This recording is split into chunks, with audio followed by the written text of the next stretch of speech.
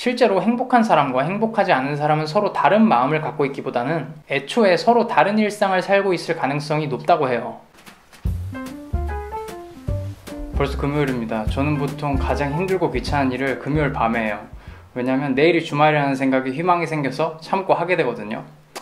물론 유튜브 구독자분들을 만나는 건 항상 설레는 일이지만 유튜브 촬영 편집이라는 게 기본적으로 좀 노가다예요. 굉장히 지루하고 귀찮은 면이 있죠. 제가 매일 하루에 2시간 정도를 유튜브 채널 운영에 할애를 하는데 월, 화, 수는 제 생각을 정리하고 그리고 서점 가서 책도 찾아보고 이렇게 스크립트 작성을 하고요. 목요일에는 그것을 암기를 합니다. 연습을 하고 이제 보통 금요일에 촬영을 하고 그리고 토요일 오전에 편집을 해서 올려요. 스크립트 작성이야 공부하는 느낌도 나고 해서 좋은데 암기, 촬영, 편집은 항상 귀찮아요.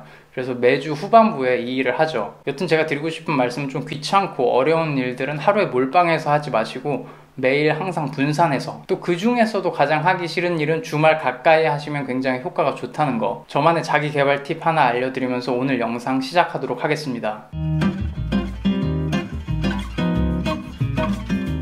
심리학계에서는요, 인간의 삶에 대한 아주 다양한 연구를 하지만 그 중에서 꽤 많은 부분을 차지하는 게 행복에 대한 연구입니다. 여기에는 뭐 자존감을 높이는 방법이라던가 의미 있는 삶을 사는 법, 후회가 적은 선택을 하는 법, 이렇게 여러 가지 이야기가 숨어 있죠. 근데 이것들에 대한 접근법이 참 다양합니다. 저번에 정리해드렸던 행복의 기원책 같은 경우에는 진화생물학적 관점을 위주로 행복해지는 방법에 대해 풀어갔었고, 또 어떤 연구는 클래식한 심리학적 관점에서, 그리고 또 어떤 건 철학적인 관점에서 해석하기도 하고요. 근데 이런 다양한 관점들을 다 취합해보면 결국 행복이라는 건 단순한 쾌락도 아니고 기쁨, 뿌듯함 같은 특별하고 개별적인 감정도 아니라는 겁니다. 또 생존과 번식만이 인간의 궁극적인 목적이라는 진화생물학적 논리에 쩔쩔맨 상태로 결국 행복도 유전으로 결정된다는 냉소주의에 빠질 만한 주제도 아니고요. 또 행복은 마음가짐에 달려있다는 다소 공허한 이야기로 100% 설명 가능한 개념도 아닙니다. 아니 그럼 도대체 뭐냐고요? 오늘은 그래서 최대한 치우쳐지지 않고 전반적인 심리학적 관점에서의 행복해지는 방법에 대해서 이야기를 좀 해보려고 합니다. 이를 위해서 오늘은 첫 번째로 행복에 대한 흔한 오해, 오류들에 대해서 다룰 거고요. 두 번째로 행복한 삶을 사는 사람들과 본인이 불행하다고 느끼는 사람들의 차이점에 대해서 이야기를 할 거예요. 이번에는 학술적인 근거로 굿 라이프라는 책을 참고를 좀 했습니다.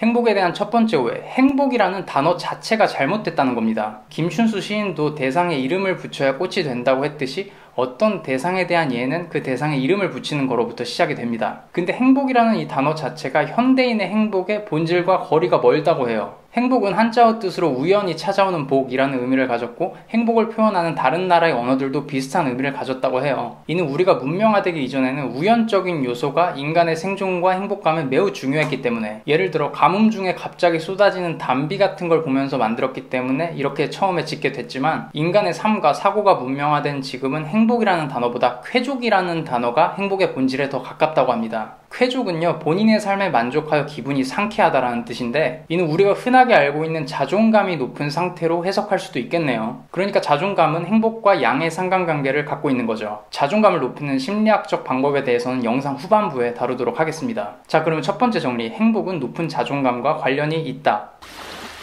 행복에 대한 두 번째 오해는요, 첫 번째 내용과 이어지는 내용인데, 행복은 운이 좋을 때 갑자기 생겨나는 개별적이고 가벼운 감정이 아니라는 겁니다. 쾌족 말고 행복한 상태를 표현하기 가장 좋은 또 하나의 문장이 무언가에 대한 관심으로 머릿속이 가득 찬 상태라고 해요. 특별히 그 대상이 사람일 때 우리는 그걸 사랑이라고 하죠. 저랑 동년배이신 분들은 드라마 8일 연인에서 나온 박신양의 명대사 이 안에 너 있다, 이걸 아실 텐데, 이게 사랑이라는 개념을 심리학적으로 가장 잘 표현한 거라고 합니다. 지금 제 아내는 아까 저녁으로 먹은 냉모밀이 가득 차 있는데 이런 건 행복감과는 상관이 없다고 하네요. 소식하도록 합시다. 여튼 결론적으로 행복이란 내 안에 열정을 쏟을 만한 관심사가 있는 상태라고도 표현할 수 있겠습니다. 실제로 아무 것에도 관심이 없고 열정 쏟을 만한 게 없는 사람들이 불행한 경우가 많다고 해요. 그럼 여기서 두 번째 정리, 무언가에 관심이 있어서 열정을 쏟는 상태, 그리고 높은 자존감은 행복감에 지대한 영향을 준다. 이제부터 뭔가 설득력이 있는 것 같죠?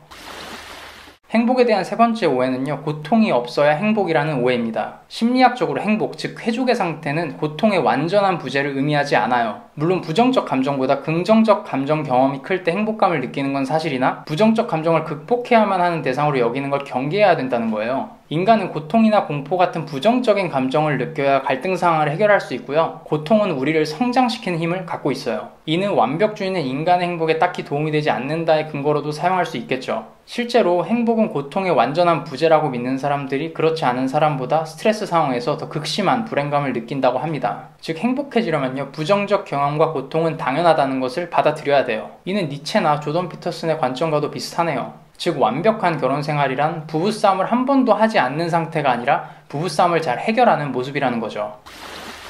네 번째 오해는요, 행복은 유전적으로 결정된다는 믿음입니다. 즉 진화생물학을 지나치게 맹신하는 경우가 되겠죠. 실제로 이런 잘못된 믿음은 행복뿐만 아니라 다른 분야에서도 흔하게 저지르는 오류입니다. 유전자가 모든 결과를 결정한다는 강한 유전자 결정론은 생각보다 합리적이지도 않고 인간의 발전에 도움이 되지 않거든요. 유전자가 결과에 일부 관여한다는 약한 유전자 결정론이 때로는 더 타당하고 합리적이라고 합니다. 그럼에도 우리가 진화생물학에 대한 맹신에 쉽게 빠지는 이유는 외부적 환경의 영향에 대한 연구 성과가 선천성, 유전적 연구 결과의 발전보다 더디기 때문이라고 해요. 왜냐, 유전적인 부분은 상대적인 힘을 쉽게 측정할 수 있지만 환경적인 요소에 따른 차이는 측정하기가 힘들거든요. 예를 들어 일란성 쌍둥이의 일란성 유전에 대한 연구는 비교적 쉽지만 일란성 환경을 만들기는 거의 불가능에 가깝죠. 더욱이 인간의 경우 윤리적, 도덕적인 이유로 실험이 불가능한 경우가 많기 때문에 많은 부분을 동물 실험으로 대체한다는 것도 다들 아실 겁니다. 결국 연구에서 환경적인 요소가 생각보다 굉장히 저평가되어 있다는 거예요.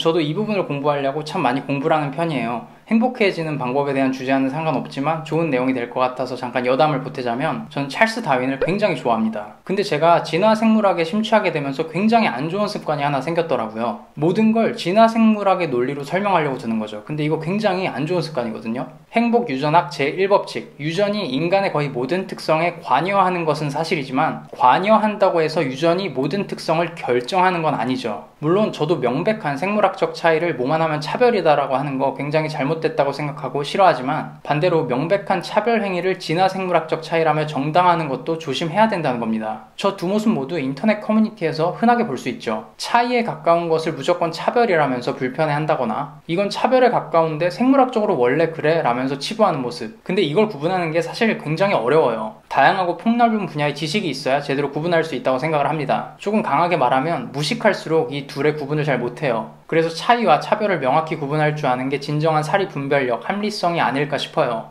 예를 들어서 제가 개인적으로 생각하는 차이와 차별을 혼동해서 갈등이 생기는 대표적인 예가 첫 번째는 직업할당제. 그 중에서 특히 직업의 성비를 인위적으로 맞추려고 하는 거. 여성의 비율이 많은 직업에 의무적으로 남성을 할당한다던가 아니면 남성의 비율이 많은 직업에 의무적으로 여성을 할당한다던가요. 제 지식으로는요, 직업에서의 성비 차이는 차별이 아니라 차이에 가깝습니다. 왜냐하면 남녀의 직업 선택은 생물학적인 영향이 더 크다는 연구 결과가 더 탄탄하거든요. 유전이 관여하는 수준이 매우 높다는 거죠. 개인 선택의 자유가 보장되고 성평등 지수가 더 높은 국가일수록 남녀의 직업 선택 분야가 더 명백하게 갈립니다. 이건 심지어 연구자들도 이런 결과를 기대하지 않았어요. 자꾸 원하는 결과가 나오지 않아서 비슷한 연구를 계속했다고 하죠. 반대로 차이가 아니라 차별에 가깝다고 생각하는 건 이런 거예요. 여성은 확실히 남성보다 성적 대상화되는 경향이 강합니다. 예를 들어 남녀가 다른 조건이 동일한 상태에서 외모가 비슷한 수준이라면 여성에 대한 외모 평가가 더 엄격해요. 같은 수준의 외모라도 여성이 확실히 더 저평가 받는다는 거죠. 또 반대로 남성은 여성보다 성공적 대상화되는 경향이 강합니다. 남녀가 다른 조건이 동일할 때 남성에 대한 사회적 능력 평가가 더 엄격하다는 거예요. 동일한 수준의 급여를 받는다면 남성이 더 저평가받죠. 이거는 제가 소개팅 300번 시켜주면서도 매일 느낄 수가 있었어요.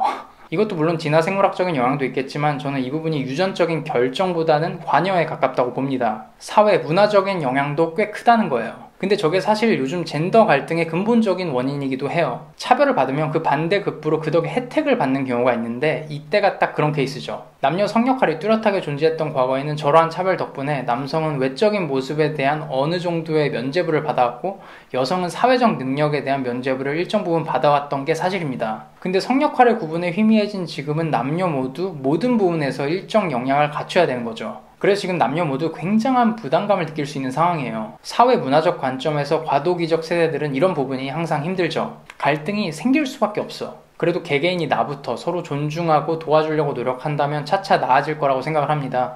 저는 사회보다 개인의 힘을 믿거든요. 사실 이에 관해 굉장히 재미있는 배경 연구들이 많은데 워낙 인터넷에서 민감한 주제다 보니까 그냥 패스를 할게요. 이런 이야기를 하면 또 득달같이 이때다 싶어서 남녀 싸잡아서 욕하는 분들이 있을 것 같아서 왜 그러고 사는지 모르겠어요. 그렇게 뭘 까고 싶으면 호두나 한 박스 사와서 하루 종일 까던지. 여담을 좀 넣어봤는데 여튼 행복은 유전적인 요소가 관여만 할 뿐 환경적인 영향도 굉장히 크다는 거. 행복한 삶을 사는 사람들과 본인이 불행하다고 느끼는 사람들의 차이점에 대한 주제로 넘어가도록 할게요.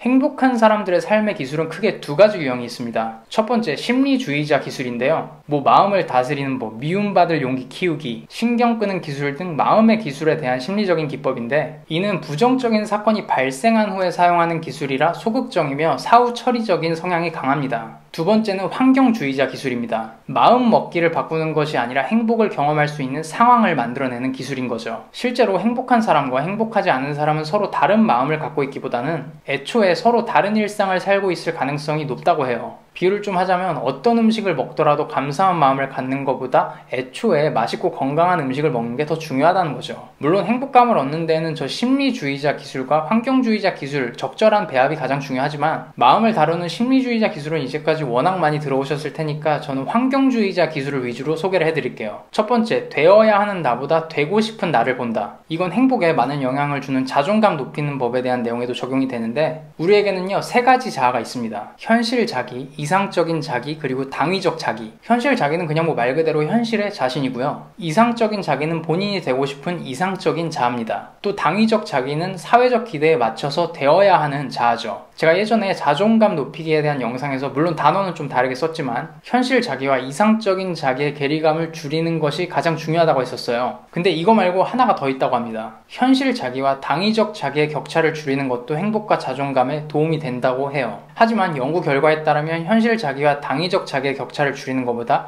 현실 자기와 이상적인 자기의 격차를 줄이는 것이 행복감에 더 도움이 된다고 합니다. 결론적으로 사회적 기대에 본인을 맞추는 것도 행복감에 도움이 되긴 하지만 크진 않다라고 할 수 있겠어요. 그래서 사회적 기대가 아니라 본인이 진짜 원하는 모습이 되기 위해서 부단히 노력해서 현실 자기의 수준을 끌어올리면 행복해질 수 있겠습니다.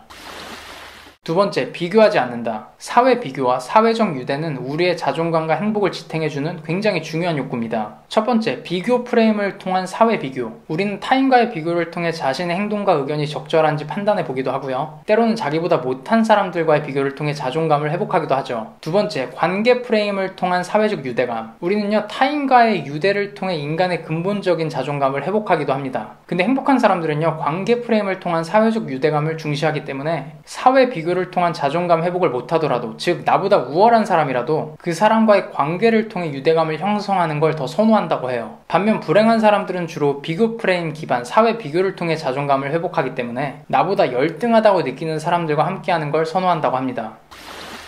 세 번째, 돈의 힘보다 관계의 힘을 믿는다. 행복한 사람과 불행한 사람은 소비의 방식부터가 달라요. 행복한 사람들은 스트레스를 받을 때 사람들과 관계를 통해 얻는 시간을 즐기려고 하죠. 반면 불행한 사람들은 스트레스를 받을 때 관계가 아니라 금전적 이득으로 얻는 즐거움에 집중합니다. 과한 쇼핑이라든지 물질적인 소비에 집착을 하죠. 이게 정말 맞는 말인 게 두 번째, 비교하지 않는다 원칙에 따르면 비교하면 불행해지죠. 근데 사람과의 관계는 쉽게 비교할 수가 없지만 물질적 소비는 쉽게 비교가 가능해요. 내가 무리해서 좋은 차를 사봤자 나보다 더 좋은 차를 가진 사람은 널렸지만 관계는 그렇지가 않다는 겁니다. 관계는 비교가 힘들어요. 내가 내 친구가 최고라고 생각하면 최고인 거죠. 비교할 수 없는 가치를 가지려고 노력하면 되겠습니다. 이는 많은 심리학자들이 말하는 인간의 행복은 사회적 유대감과 좋은 인간관계가 핵심이라는 내용만 봐도 이 항목은 설득력이 참 있네요.